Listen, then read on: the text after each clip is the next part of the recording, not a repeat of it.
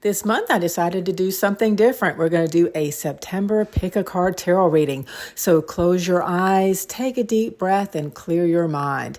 Then choose your card number and go to the timestamp below for your reading for the month of September. Okay, card pick number 1. Your tarot card for the month of September is the Wheel of Fortune. Now, this card is all about cycles, change, and the natural ebb and flow of the universe. You might find that things are shifting around you, sometimes in unexpected ways. This card reminds you that life is full of ups and downs, and the key is to stay adaptable and open to whatever comes your way. This card also reminds us that not everything is within our control. So it's a good time for you to focus on what you can influence and let go of the rest. Some things are just bigger than we are.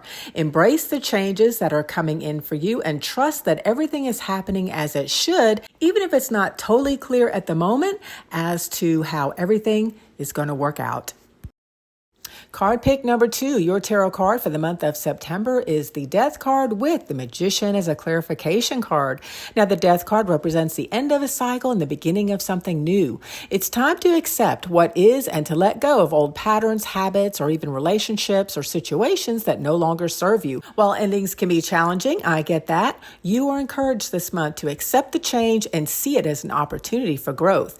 Now, the Magician as your clarification card brings a burst of creative energy and the power to manifest your desires. You have all the tools you need to make a change and to turn your ideas into reality. So in September, you are encouraged to step into your power and trust in your abilities to create something new and better. Card pick number 3, your tarot card for the month of September is the Two of Pentacles. Now, this card indicates that the month of September is a time of balance and adaptability for you. You are juggling multiple responsibilities such as work and school, career and family, or maybe focusing on a healthy work and personal life balance. You are reminded to stay flexible and keep your sense of humor even when things get a little hectic. The key here is to manage your time and energy wisely.